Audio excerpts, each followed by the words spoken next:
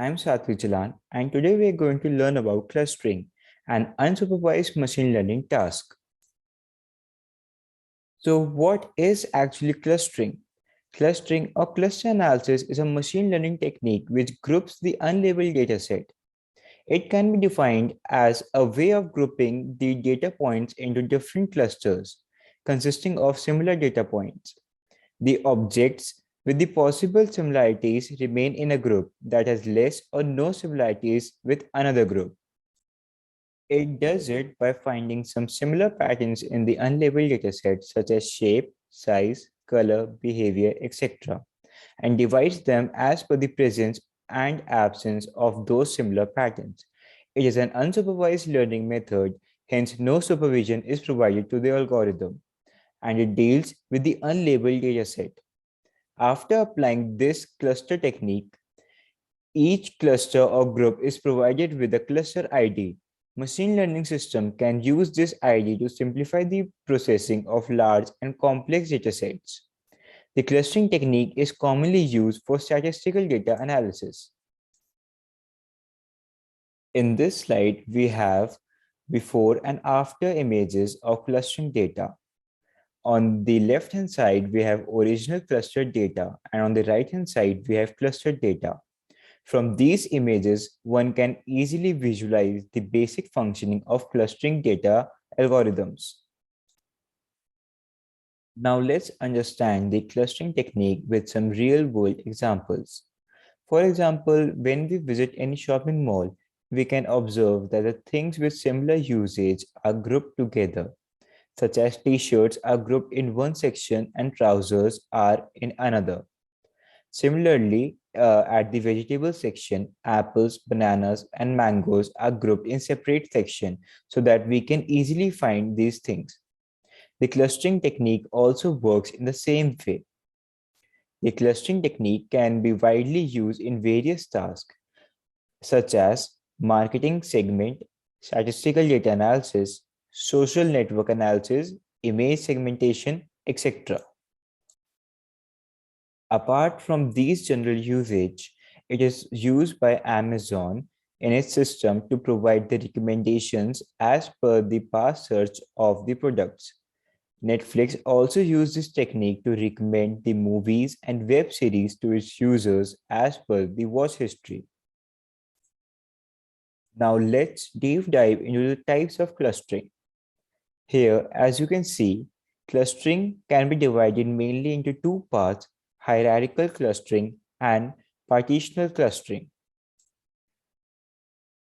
Here, hierarchical clustering can be further divided into agglomerative and divisive clustering, while partitional clustering can be further divided into k-means clustering and fuzzy c-means clustering.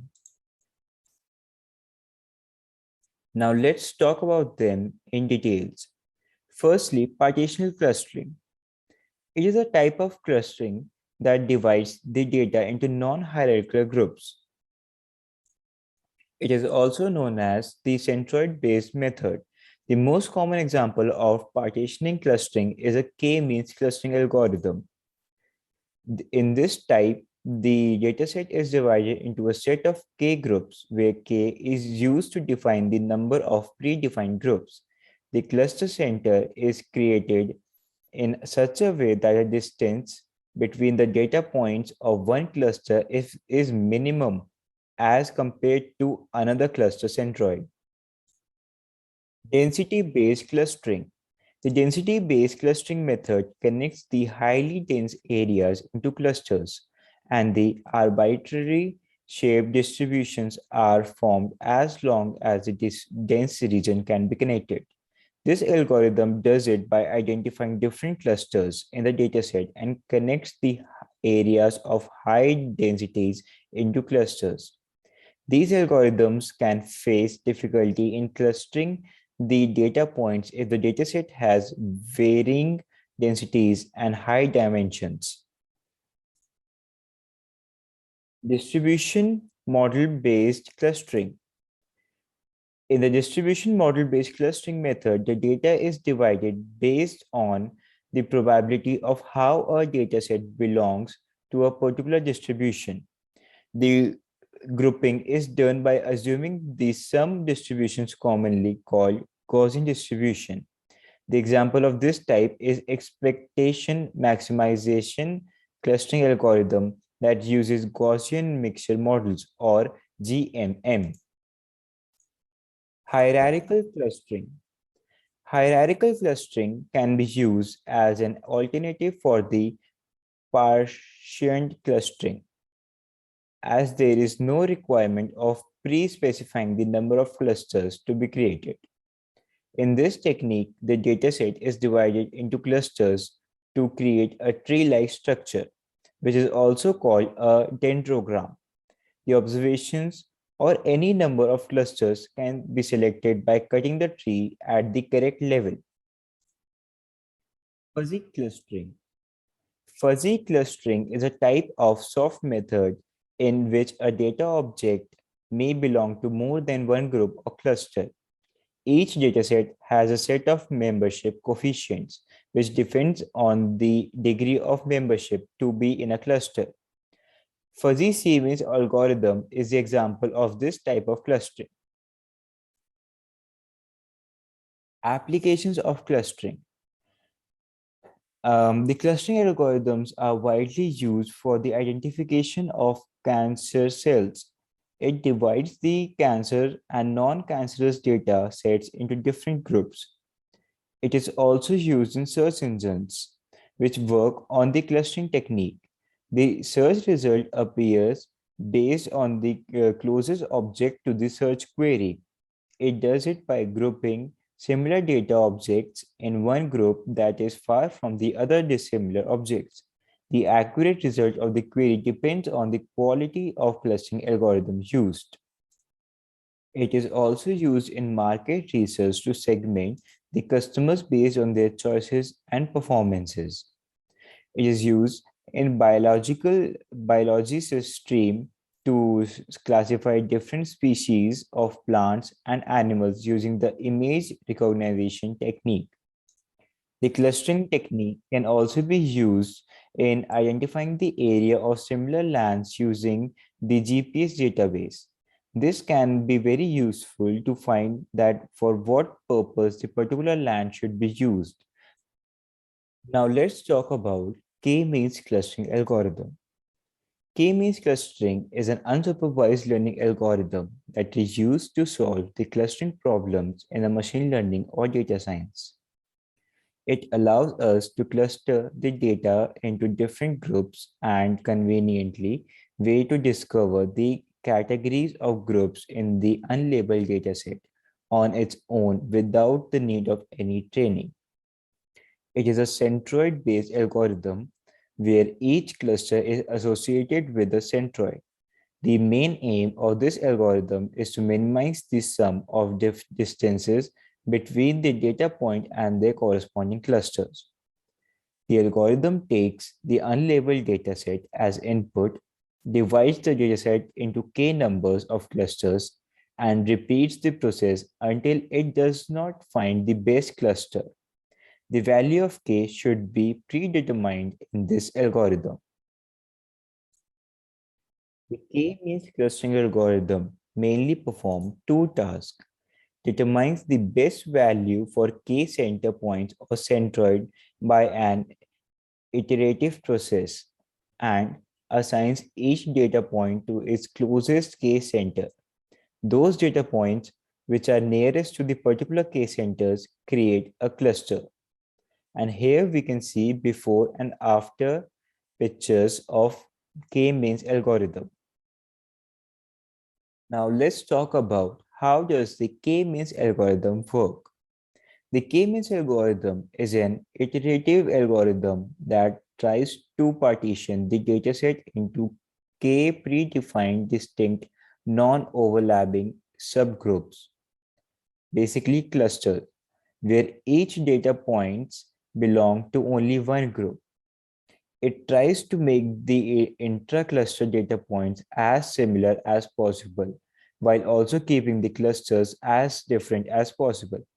It assigns data points into a cluster such that the sum of the squared distance between the data points and the cluster is at the minimum.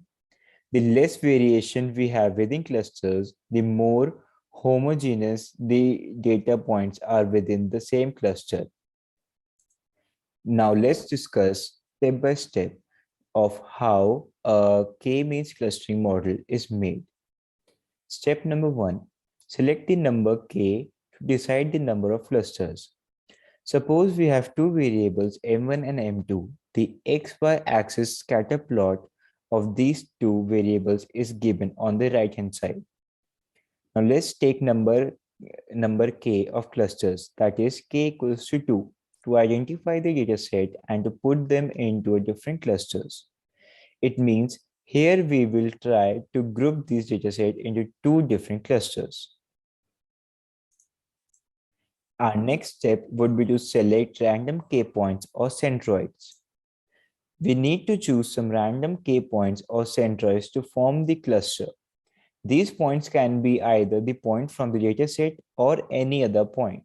So here we are selecting the below 2 points as k points, which are not the part of our dataset.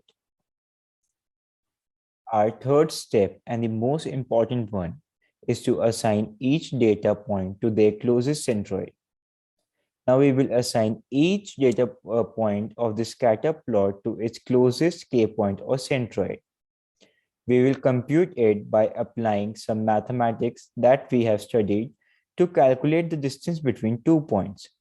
So we will draw a median between both the centroids. As seen in the picture, it is clear that point left side of the line is near to the K1 or blue centroid, and points to the right of the line are close to the yellow centroid. Now, as we need to find the closest cluster, so we will repeat the process by choosing a new centroid. To choose the new centroid, we will compute the center of gravity of these centroids and will find a new centroid. Our next step, step number 5, would be to reassign each data point to the new closest centroid of each cluster. From the previous image, we can see that one yellow point is on the left side of the line and two blue points are on the right to the line. So these 3 points will be assigned to the as a new centroids. Here you can see on the right hand side, as reassignment has taken place, so we will again find new centroids or k points. We will repeat the process by finding the center of gravity of centroids. So the new centroids will be as shown in the image on the right hand side. Now, as we got the new centroids, we will draw the median line and reassign the data points. We can see in the above image that there are no dissimilar data points on either side of the line, which means our model is formed. Now, as our model is ready, so we can now remove the assumed centroids and the two final clusters will be shown in the image. The main question arises to how we can choose the value of k number of clusters in k-meaning clustering.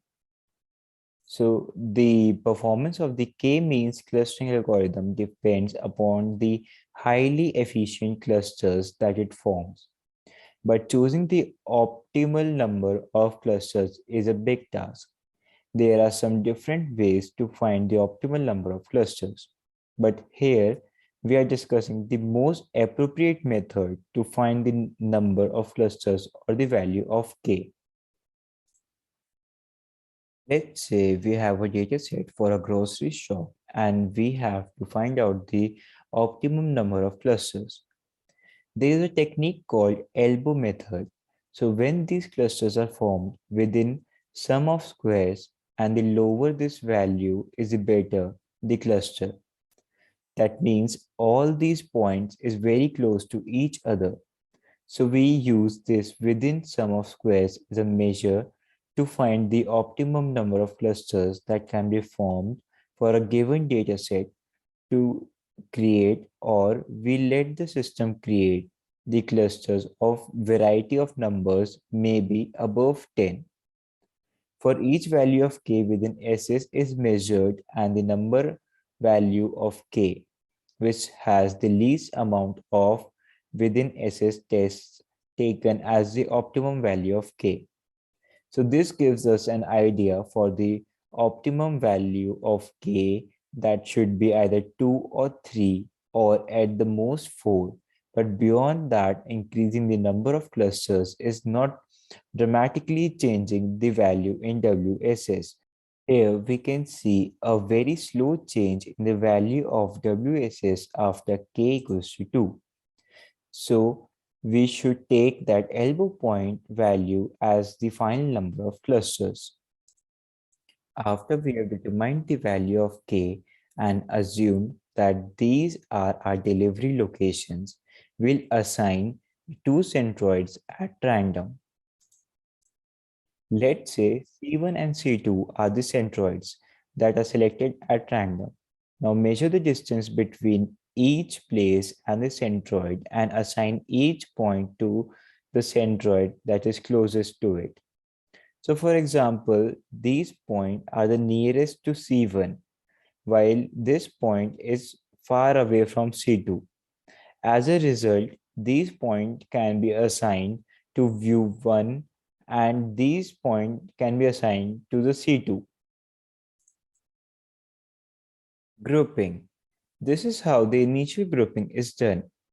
This is the part of C1 and this is the part of C2. The next step is to calculate the actual centroid of this data because C1 and C2 are not the centroids. They're being randomly assigned points, and only thing that has been done so far is to assign the data points that are closest to them. But now in this step, the actual centroid will be calculated, which may be somewhere in the middle for each of these datasets. Repositioning the centroids. The distance between each of the data points is computed once more from these centroids. It is no longer required for the distance between each of these data points to remain in the same group. By recalculating the distance, some points may be relocated. So this point was previously closer to C2 since it was here, but after recalculating and relocating, it was discovered that it is now closer to C1 than C2. As a result, certain points will be reassigned. Convergence. The centroids will be calculated again, and if nothing changes, the process will be repeated. If it doesn't change once the centroid stops moving, the algorithm has converged. And here is the final cluster with C1 and C2 as centroids and these data points as member of each cluster. These are some of the applications of k-means clustering algorithms. It is used in academic performance, diagnostic systems, search engines, and wireless sensor networks. Now let's talk about the hierarchical clustering in machine learning. Hierarchical clustering is another unsupervised machine learning algorithm which is used to group the unlabeled dataset into a cluster and also known as hierarchical cluster analysis or HCA. In this algorithm, we develop the hierarchy of clusters in the form of a tree, and this tree-shaped structure is known as dendrogram. Sometimes the result of k-means clustering and hierarchical clustering may look similar, but they both differ depending on how they work. As there is no requirement to predetermine the number of clusters as we did in the k-means algorithm. Now you may be thinking, we have already have other clustering algorithms such as k-means clustering, then why do we need hierarchical clustering? So as we have seen in k-means clustering that there are some challenges with this algorithm. which are a predetermined number of clusters, and it always tries to create the clusters of the same size.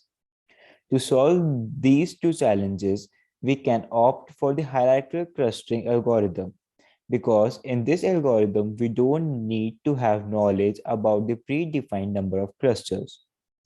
Hierarchical clustering is a powerful technique that allows you to build a tree structure from data similarities. You can now see how different subclusters relate to each other. Hierarchical clustering is one of the most popular and easy to understand clustering technique. This clustering technique is divided mainly into two types: agglomerative and divisive. Agglomerative hierarchical clustering technique. This hierarchical clustering algorithm is a popular example of HCA. To group the datasets into clusters, it follows the bottom-up approach. It means this algorithm considers each dataset as a single cluster at the beginning, and then start combining the closest pair of clusters together. It does this until all the clusters are merged into a single cluster that contains all the datasets. This hierarchy of clusters is represented in the form of dendrogram. So how the agglomerative hierarchical clustering work? Now let's say we have 6 data points A, B, C, D, E, F. Now in the first step, in the initial step, we calculate the proximity of individual points and consider all the 6 data points as individual clusters as shown in the image. In the second step, similar clusters are merged together and formed as a single cluster. Let's consider B, C, and D and E are similar clusters that are merged in step 2. Now we're left with 4 clusters which are A, B, C, D, E, and F. In the next step, we again calculate the proximity of new clusters and merge the similar clusters to form new clusters A, B, C, D, E, F. Now next, calculating the proximity of the new clusters. The clusters DEF and BC are similar and merged together to form a new cluster. We are now left with 2 clusters A and BCDEF. Finally, all the clusters are merged together and form a single cluster. Now let's talk about divisive hierarchical clustering technique. Since the divisive hierarchical clustering technique is not much used in real world, we'll just use a brief about it. In simple words, we can say that divisive hierarchical clustering is exactly the opposite of agglomerative hierarchical clustering. In divisive hierarchical clustering, we consider all the data points as a single cluster, and each iteration we separate the data points from the cluster which are not similar. Each data point which is separated is considered as an individual cluster, and in the end, we'll be left with n clusters. As we're dividing the single clusters into n clusters, it is named as divisive hierarchical clustering. As every other thing, hierarchical clustering also have its own limitations. There is no mathematical objective for hierarchical clustering, and all the approaches to calculate the similarity between clusters has its own disadvantages. High space and time complexity for hierarchical clustering, hence these clustering algorithms cannot be used when we have huge data. We'll discuss the working of dendrogram in hierarchical clustering. The dendrogram is a tree-like structure that is mainly used to store each step as a memory that the HCA algorithm performs. In the dendrogram plot, the y-axis shows the Euclidean distances between the data points, and the x-axis shows all the data points of the given datasets. The working of the dendrogram can be explained as the left part is shown how the clusters are created in agglomerative clustering, and in the right part is shown showing the corresponding dendrograms. As we have discussed above, firstly, the data point P2 and P3 combine together to form a cluster. Correspondingly, a dendrogram is created which connects P2 and P3 with a rectangular shape. The height is decided according to the Euclidean distance between the data points. In the next step, P5 and P6 form a cluster and the corresponding dendrogram is created. It is higher than of previous, as the Euclidean distance between P5 and P6 is a little bit greater than P2 and P3. Again, two new dendrograms are created that combine P1, P2, and P3 in one dendrogram, and P4, P5, and P6 in another dendrogram.